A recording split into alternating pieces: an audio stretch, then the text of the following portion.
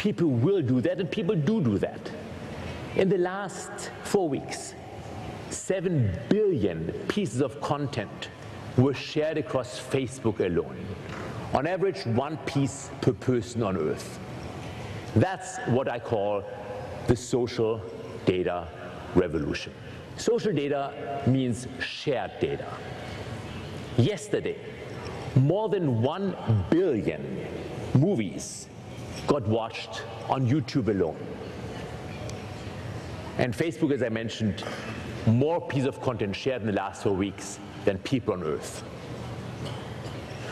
So the underlying thing below Web 0 computers, Web 1 pages, and Web 2 people truly is data. I think I would like to help them discover things. I would like to help them make better decisions. I'd like to help them get stuff recommended to them which they truly appreciate. That mantra of helping customers make better decisions, for me, is the underlying model of the new marketing. Since I was the chief scientist at Amazon, I like to give a couple of examples from Amazon.com, how Amazon in this case helps people make better decisions. In this case, it's based on reviews other people wrote. Amazon doesn't pay the people who wrote the tens of millions of reviews. They do it out of their own interests. Maybe they want to make themselves immortal, they want to make their peers smarter with friends. Whatever the reasons are, people do it.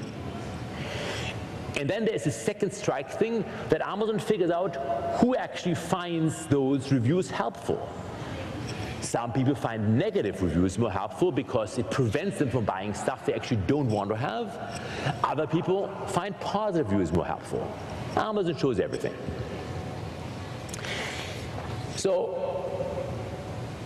Amazon is not the only company which has a good data strategy. We will later on have a conversation, and we'll see that even here locally, you have companies which are just as good in mining users' data. Mercado Libre is the example. So I want to be more specific, not just talk about reviews, but also talk about purchases and talk about clicks. So data strategy means that you both collect the implicit data, whatever you can get, and then also explicit data. Let's talk about the implicit data, which is customers who buy something else. Within the 24-hour period, you put those two things together, and then you recommend to a new customer, gee, customers who bought that item in the past also bought that item. No human intervention, just basically regurgitating data you're collecting from your customers. And then there is customers who viewed an item, also viewed another item. Same idea, but further upstream in the purchasing channel. And then somebody had the brilliant idea of putting those together and making it customers who viewed this item ultimately bought that item, which is very powerful because it helps people in their decision-making process based on the data of millions and millions of other customers. So you condense the thought process of 50 or 100 million people and help the individual right now in the current situation. That's what I mean by helping people make better decisions. Many of you are business people and they want to know, so what's the impact out of that? Is that just nice talking? How expensive is it? And what actually is the ROI? The interesting thing is that it has become very, very cheap to collect data, to store data. A terabyte costs about $100. The algorithms you can buy for a few $1,000s a month. Depending on the product category, depending on the domain you're in, the impact is between a 5 and a 25% increase in sales. Now, that doesn't only apply to products for end users.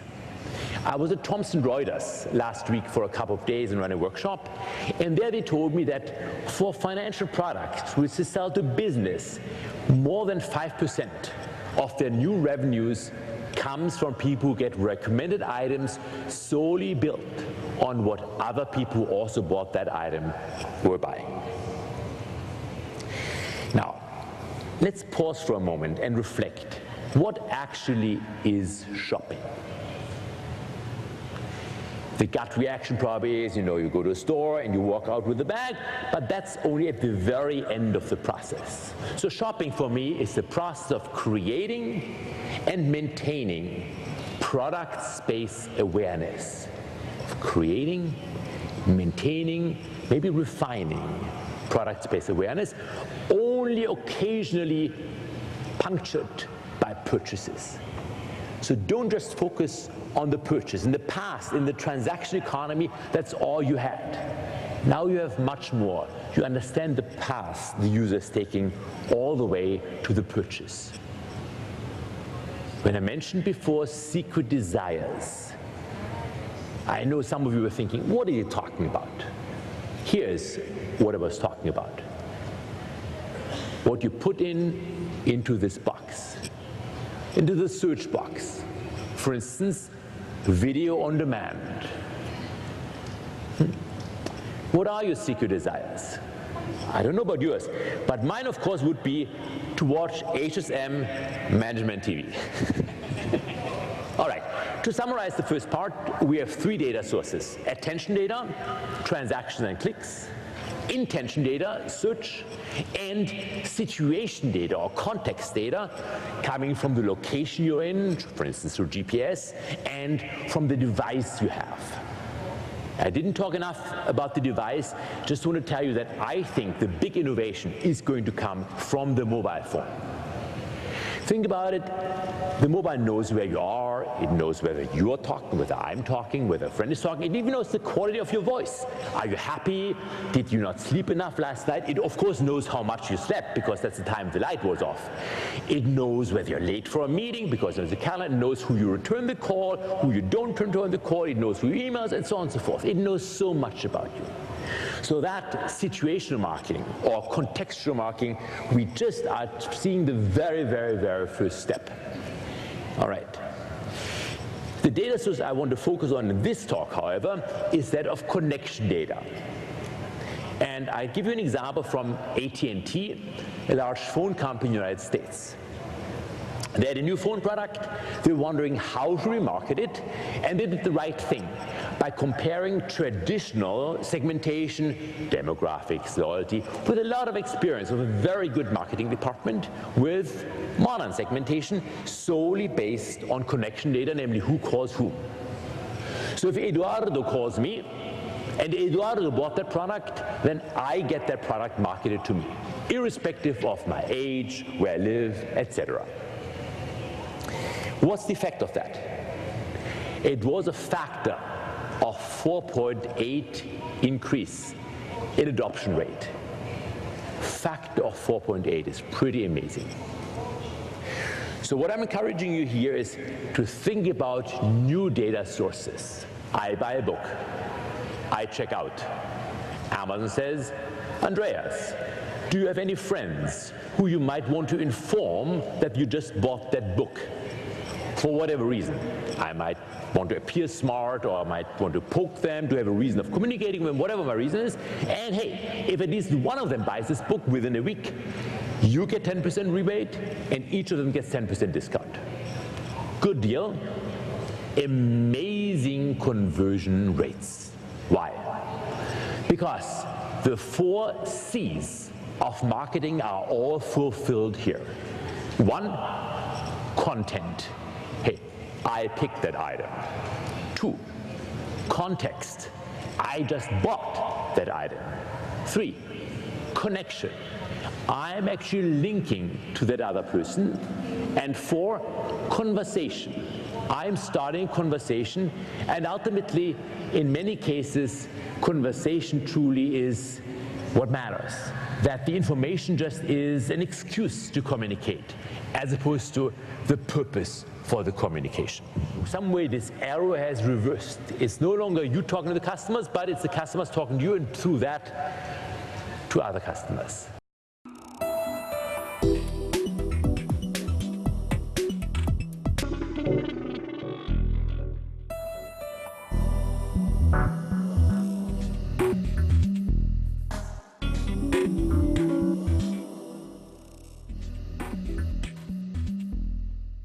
I'm going to start with a very provocative statement, and that is one of the things that I truly believe and one of the things that's the basis for my whole book, and that is you are what you click. And I want you to think about that for a second. You are what you click. You also are what you search.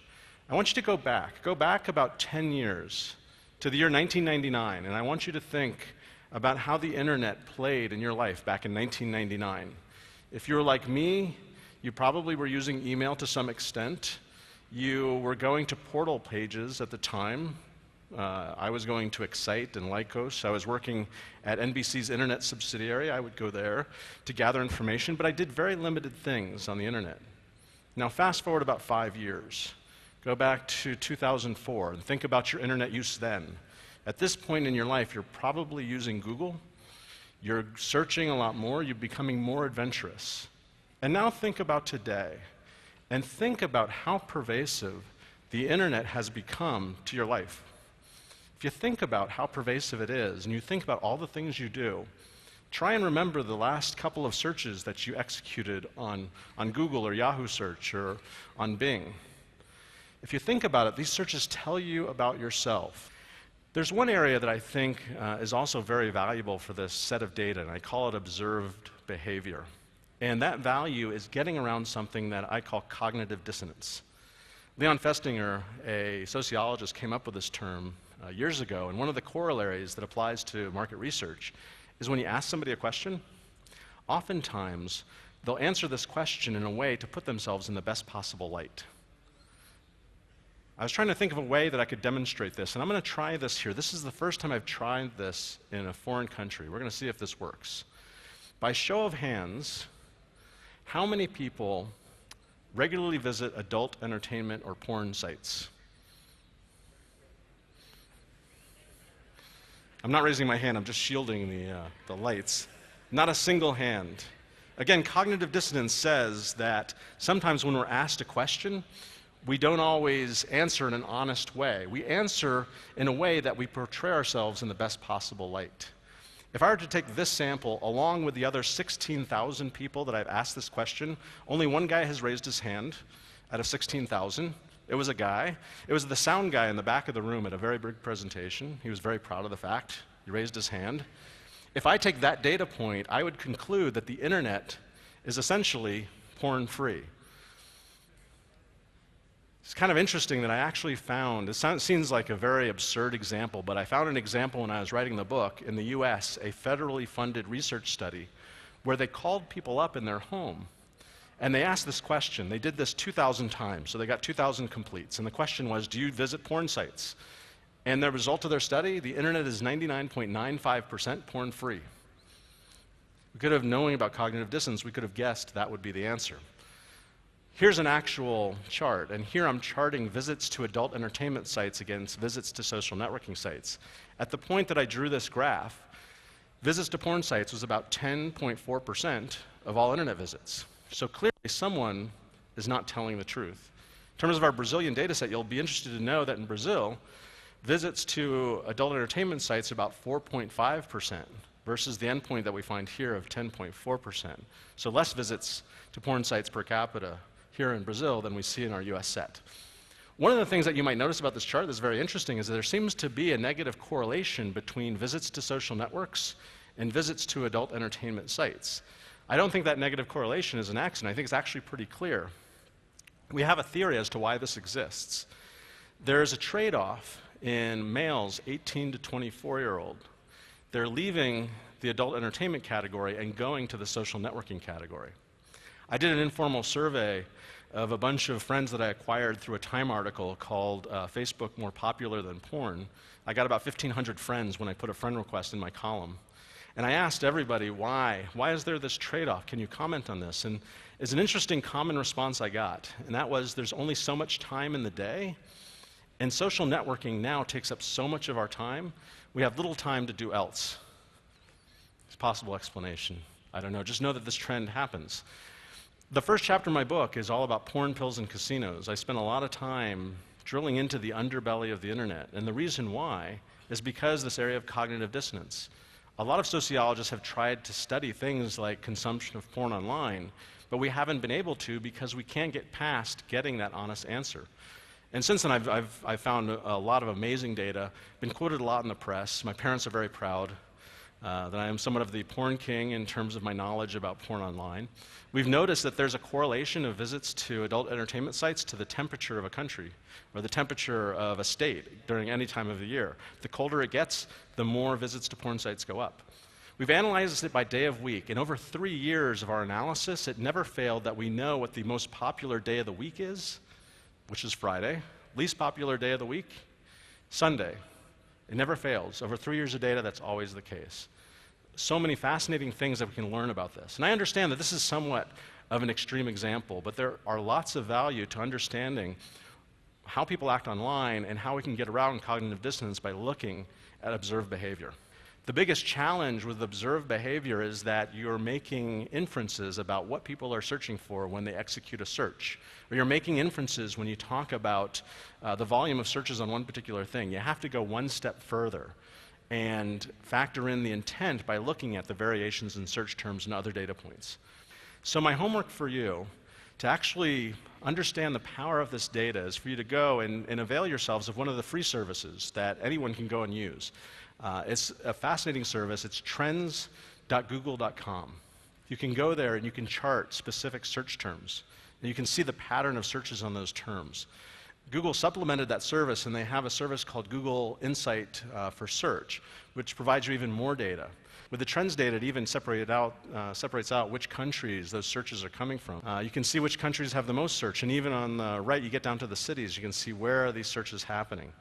If your brand marketers aren't paying attention to this data when something happens to one of your products, either positive or negative, you're really going to be left behind. This is an incredibly competitive space. All industries based on all of the data that's available, and you have to avail yourself of this data.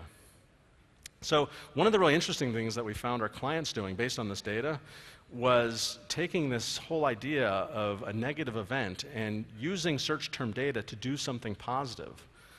So if we look at search terms that we have around Tylenol and brand searches around Tylenol, we found that there are certain ways that people were typing or talking about this recall of Tylenol. What our clients do in this space, whenever they have a recall, be it an automotive company or a drug company like Tylenol, in the past they would have just sat back and let it play out. But we had this idea of showing them how people were searching for their recall and giving them the idea of actually buying some search space, search engine marketing, buying some sponsored listings on some of these terms, and taking this negative opportunity to reinforce positively. Yes, there's something really bad that happened to your product. Do you want to just sit back and let somebody else, like a class action legal site, take control of the situation and get traffic from that term? Or do you, as a brand marketer, want to get in front of these individuals that are searching on your recall and then reinforce them and show them the information that they need to make a decision about whether or not they should be giving this Tylenol to their kids? It really is the next wave of brand marketing, is not waiting for these studies that take forever, but reacting instantly and doing so through sets of observed behavior. A lot of people believe that seeing what's most popular is really going to be the future of the internet. We actually saw that that was true. Through our analysis of these hot Web 2.0 properties, it was in fact the crowdsourcing sites that were gaining in popularity. I can tell you, based on my recent research, though, that crowdsourcing is starting to dip, and an interesting phenomenon is happening in our data with early adopters. In terms of online video, most of them aren't going directly to YouTube anymore. They've decided to go to very niche video sites. They're going to sites where there's an editorial layer that tells them what is the most popular thing to watch. What's the best thing to watch, not popular. What is the best thing to watch based on our expert opinion? I think this is so fascinating because we've seen the decimation of things like the newspaper industry and the magazine industry, the decimation of that curated level. And now what we're seeing from these early adopters, they're telling us that there's so much data out there, there's so much information, there are so many videos, they don't even know what to search for anymore. Rather than go to YouTube and look at what was marked most popular the last 7 days, the last month, today, they prefer to find someone to surface that information for them, and we find this in this list of sites. So I think that's one of the big predictions I can tell you from this data, is that we're going to see a move back towards curation. What form that takes, I'm not sure. But I can tell you the balance has now shifted, and curation is winning over crowdsourcing. The future of search, I think, has to do with going beyond just relevancy and authority. I think there's another thing, and it's something that, again, I'm going to refer back to that early adopter analysis. It has to do with perspective. The next generation of algorithm, it may be Google, it may be a new player that comes into the space, is going to factor in the relevancy, the authority, and then is the result that matches the perspective I'm looking for.